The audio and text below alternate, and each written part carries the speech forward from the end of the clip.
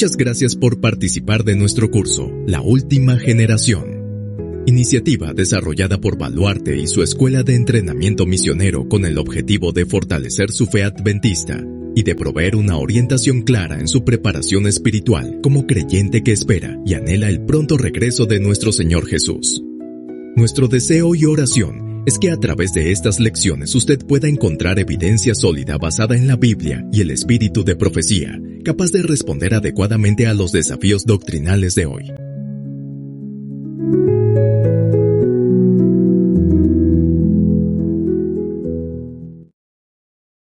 El tema de hoy: el libre albedrío y la ley de Dios.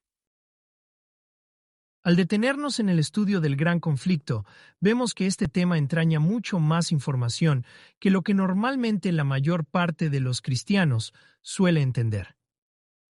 Sabemos que inició debido a la pretensión de Lucifer de destronar a Dios. Pero el gran conflicto es mucho más que eso. Es la estrategia que el enemigo diseñó a fin de conseguir tal cometido.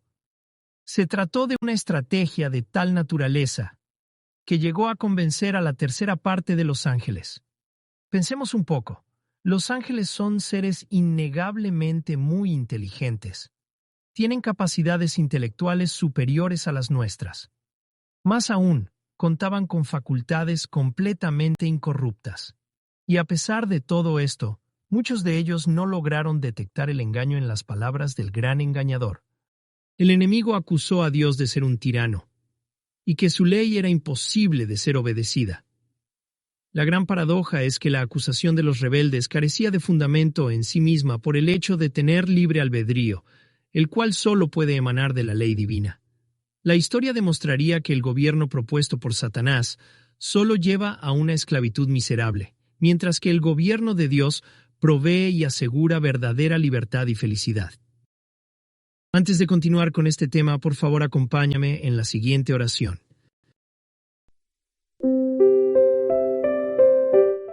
Amado Padre Celestial, glorificado y santificado sea tu maravilloso nombre en el cielo y en la tierra.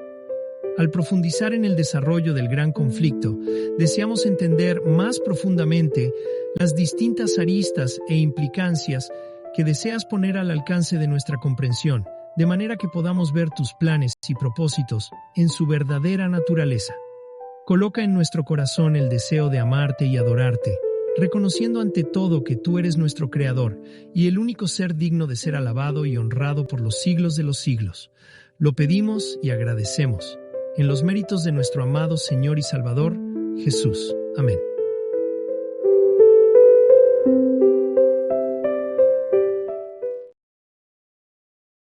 Si hay algo a lo que debemos poner especial atención, es en la argumentación. La guerra en el cielo comenzó como una guerra de argumentos. Lucifer elaboró uno tal que debió haber tenido algún sentido para su audiencia. Y aunque acudió al engaño, a la manipulación y a la tergiversación, los ángeles, como no tenían ninguna experiencia previa con el pecado, no lograron identificar la naturaleza de estos términos. Por ello, su plan, lamentablemente, obtuvo bastante éxito. La estrategia que empleó consistía en desvirtuar el carácter de Dios tanto como fuera posible, instalando en la mente de los ángeles preguntas que ellos jamás habían necesitado plantearse. Fueron inducidos a ver egoísmo y arbitrariedad donde no la había. Fueron movidos a dudar de Dios, a dudar de su ley, de su palabra e incluso de su amor por ellos. Hizo que se preguntaran, ¿por qué Dios debe determinar qué es lo que necesitamos para ser felices? ¿No somos nosotros, acaso, lo suficientemente inteligentes como para decidirlo? ¿No debería ser la ley algo más democrático? Sagazmente, Lucifer sabía que no podría poner en duda que ellos eran felices, sino si eran lo suficientemente felices que podrían ser si dejaban de obedecer la ley de Dios a fin de crear ellos mismos sus propias leyes. Llegaron al convencimiento de que Dios les estaba negando una esfera superior de felicidad. Cuestionaron su amor, sus propósitos, su inteligencia y su poder, y al hacerlo, se cuestionaron la necesidad de obedecer.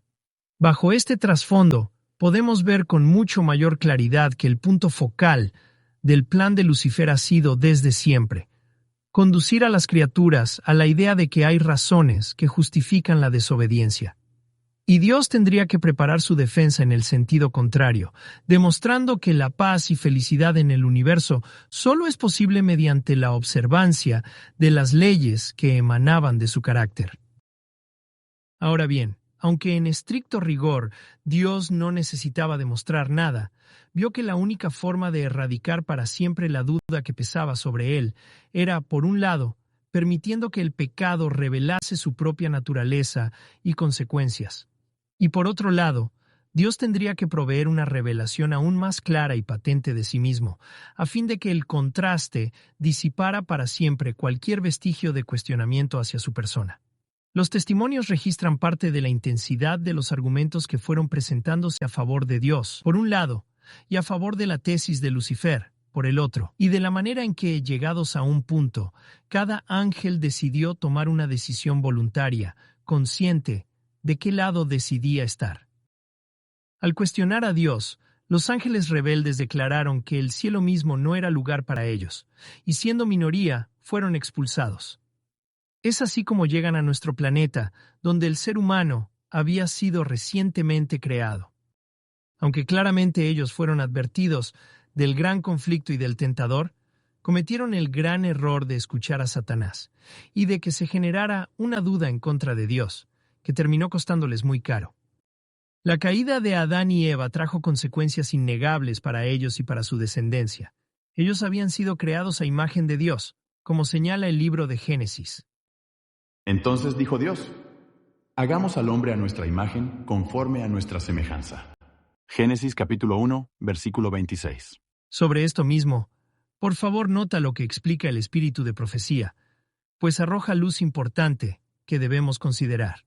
Al principio, el hombre fue creado a la semejanza de Dios, no solo en carácter, sino también en lo que se refiere a la forma y a la fisonomía. El pecado borró e hizo desaparecer casi por completo la imagen divina.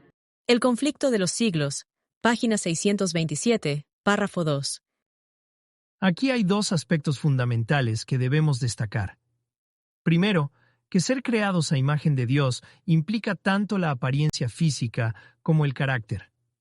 En efecto, en relación a esto último, cuando Dios crea a sus criaturas, los crea en armonía con su propio carácter santo. Adán y Eva no tenían naturalezas pecaminosas. Sus impulsos y deseos tendían en forma natural al bien. La obediencia a la ley divina era tan natural a ellos como la respiración. Dios crea implantando su propia ley, es decir, su propio carácter, en la mente de sus criaturas. Por eso cuando Adán y Eva fueron creados, reflejaban el carácter mismo de Dios. Eran perfectos en todo el sentido de la palabra. El segundo punto a destacar se nos indica al señalar que el pecado borró e hizo desaparecer casi por completo la imagen divina. La expresión casi por completo es significativa. En efecto, habíamos dicho en la lección anterior que la intervención inmediata de Dios impidió que el ser humano perdiera su libre albedrío. Y dado que el libre albedrío es una implicancia natural de la ley de Dios, esto significa que un vestigio de esta ley quedó en el ser humano. Evidencia de ello es su capacidad de elegir, y junto con ella, la conciencia moral, que le permite al hombre distinguir entre el bien y el mal. Esto explica por qué una persona puede nacer en una pequeña comunidad aislada del resto del mundo, y sin que nadie se lo diga, sabe que matar, mentir o robar son moralmente inaceptables. El libro de Romanos tiene un pequeño acápite que habla precisamente de la manera en que serán juzgados aquellos gentiles que nunca escucharon el mensaje. La respuesta de Dios, a través de las palabras de Pablo, es muy sensata. Serán juzgados de acuerdo a la obra de la ley escrita en sus corazones, a través del testimonio de su propia conciencia. Porque cuando los gentiles que no tienen ley hacen por naturaleza lo que es de la ley, estos, aunque no tengan ley, son ley para sí mismos, mostrando la obra de la ley escrita en sus corazones, dando testimonio su conciencia, y acusándoles o defendiéndoles sus razonamientos en el día en que Dios juzgará por Jesucristo los secretos de los hombres conforme a mi evangelio. Epístola a los Romanos capítulo 2, versículos 14 al 16. Por su parte, en Génesis 9:6 se prohíbe el asesinato bajo el argumento de que el ser humano es creado a imagen de Dios. El que derramare sangre de hombre, por el hombre su sangre será derramada, porque a imagen de Dios es hecho el hombre. Todo esto es un poderoso argumento en contra de la doctrina de la depravación absoluta del ser humano. Dios interrumpió la obra de depravación que el enemigo había iniciado. Gracias a ello es que podemos elegir y tener conciencia moral.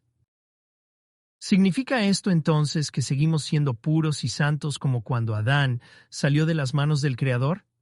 Evidentemente no. Mantenemos la imagen de Dios, pero en una condición caída, degradada, afectada por el pecado. Recordemos, la ley de Dios casi desaparece de la mente del hombre. Perdimos el estándar ideal con el cual fuimos creados originalmente. Pero el casi es lo que impide que seamos esclavos naturales del pecado. Podemos elegir, y eso hace una gran diferencia, porque significa que tenemos la posibilidad de ser obedientes por elección. Y aquí llegamos nuevamente al punto crucial del gran conflicto que explica por qué razón Dios se aseguró de que incluso después de la caída no perdiéramos nuestra capacidad de elegir. Porque desde el origen mismo del gran conflicto, la acusación de Satanás es que las criaturas no pueden obedecer la ley divina voluntariamente. La única forma que Dios tenía de demostrar que Satanás mentía era asegurando a sus criaturas la libertad de elección, y que en uso de esa libertad escogieran someterse al gobierno divino. Guardar la ley o transgredir la ley son y deben ser siempre decisiones morales voluntarias. Dios nunca va a obligar a sus criaturas que amen lo que Él ama, pero a menos que nuestro corazón sea puesto en completa armonía con su propio corazón, Él no puede permitir que vivamos junto a Él. Y no es que Él no desee salvarnos. Todo lo contrario. Lo que pasa es que respeta tanto nuestro libre albedrío que simplemente no puede forzar a ningún ser humano a vivir junto a Él en un lugar donde reina una clase de pureza que el pecador no busca ni desea en su vida. No lo podría resistir. Nuestra hermana White lo puede describir mejor. En su estado de inocencia, el hombre gozaba de completa comunión con aquel en quien están escondidos todos los tesoros de la sabiduría y de la ciencia. Pero después de su caída, no pudo encontrar gozo en la santidad y procuró ocultarse de la presencia de Dios. Tal es aún la condición del corazón que no ha sido regenerado. No está en armonía con Dios, ni encuentra gozo en la comunión con Él. El pecador no podría ser feliz en la presencia de Dios. Le desagradaría la compañía de los seres santos, y si se le pudiese admitir en el cielo, no hallaría placer allí. El espíritu de amor abnegado que reina allí, donde todo corazón corresponde al corazón del amor infinito, no haría vibrar en su alma cuerda alguna de simpatía. Sus pensamientos, sus intereses inmóviles, serían distintos de los que mueven a los moradores celestiales. Sería una nota discordante en la melodía del cielo. Este sería para él un lugar de tortura.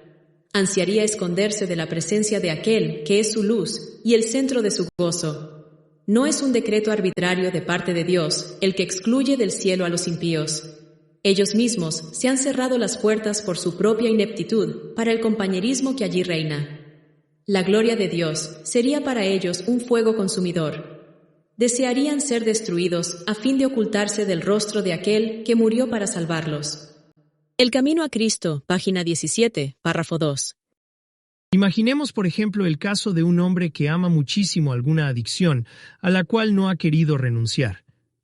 En el cielo no hallará nada de lo que ama acá en la tierra. Como bien dice nuestra hermana White, el cielo solo sería un lugar de tortura para él.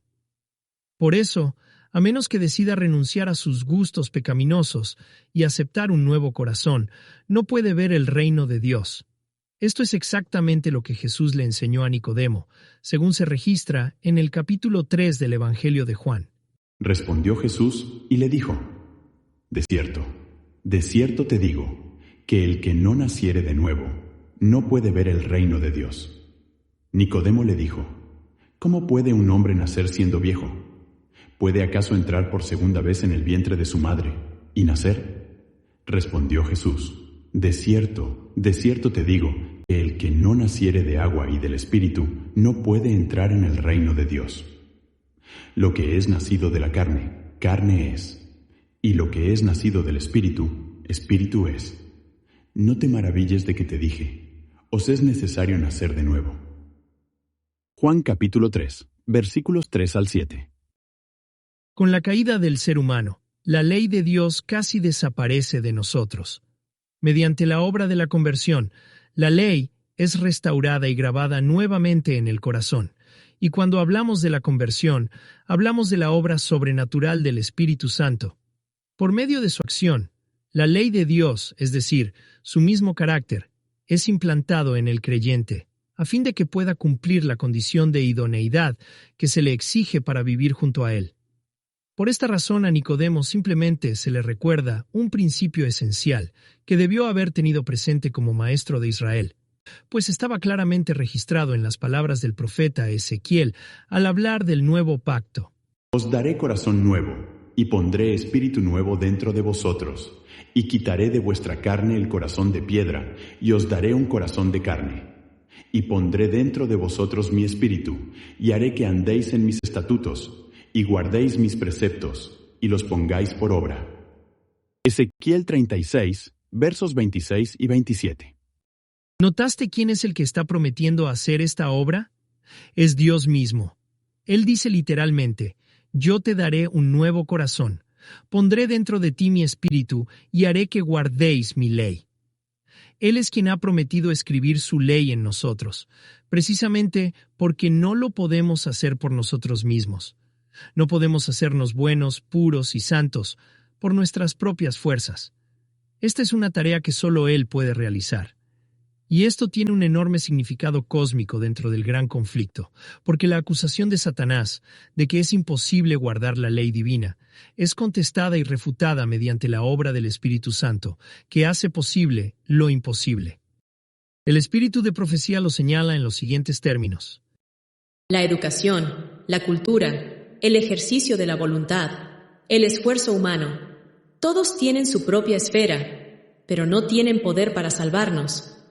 Pueden producir una corrección externa de la conducta, pero no pueden cambiar el corazón. No pueden purificar las fuentes de la vida. Debe haber un poder que obre desde el interior, una vida nueva de lo alto, antes que el hombre pueda convertirse del pecado a la santidad. Ese poder es Cristo.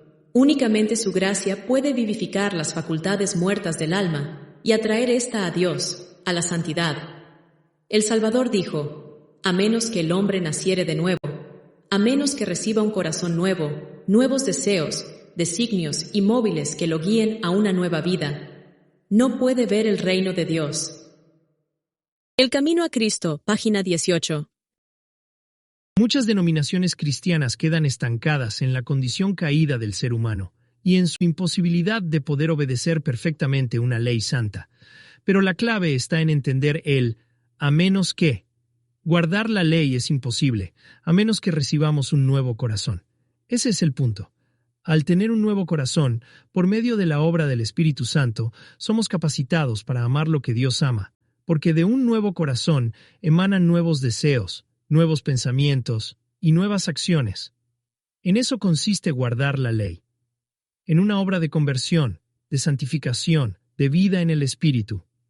Es importante saber que es una obra que se puede hacer, pero es aún más importante entender que es una obra que solo Dios puede hacer, y que cuando esta obra es realizada, somos habilitados para vivir en armonía con la voluntad de Dios, o lo que es lo mismo, capacitados para guardar su ley. La fuente del corazón debe ser purificada antes que las corrientes puedan manar puras. No hay seguridad para quien tiene una religión meramente legal, una forma de piedad.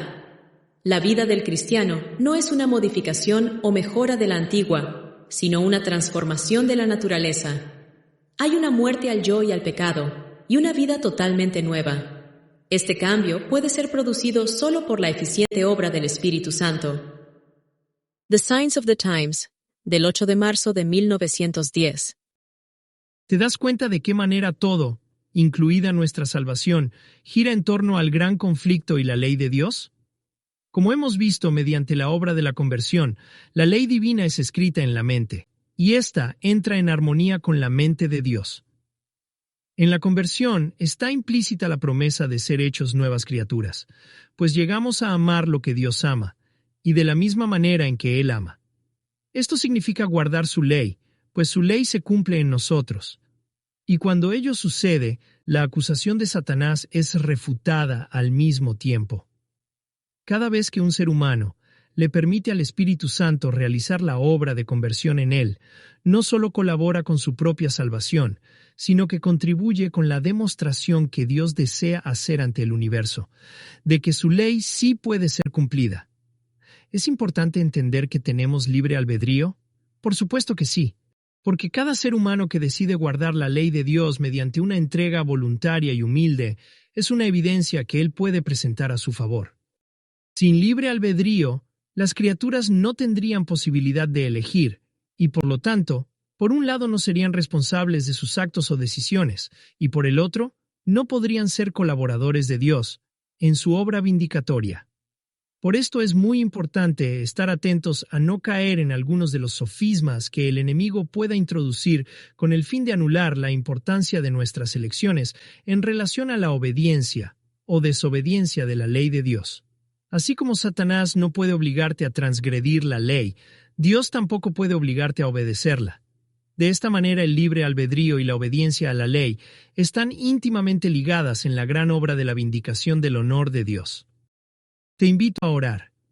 Padre nuestro que estás en los cielos y aquí con nosotros, santificado y glorificado sea tu poderoso nombre. Ahora que vamos profundizando en el gran conflicto, entendemos la importancia del libre albedrío en relación con tu obra vindicatoria. Deseamos que la ley pueda ser escrita en nuestros corazones, y sabemos que esta es una obra sobrenatural, que solo puede ser hecha por tu Santo Espíritu, si te lo permitimos. Tienes todo nuestro consentimiento. Haz en nosotros esa obra. Úsanos como instrumentos en tus manos. Lo pedimos y agradecemos en los méritos de nuestro amado Señor Jesús. Amén.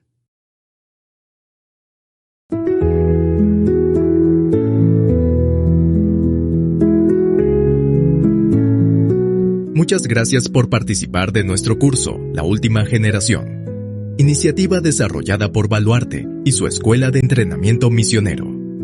Es nuestro humilde deseo que la lección de hoy haya sido útil para su vida espiritual y que pueda contribuir significativamente en su preparación, como en la de todos los que anhelamos el pronto regreso de Jesús. Le esperamos en nuestra próxima lección. Hasta pronto.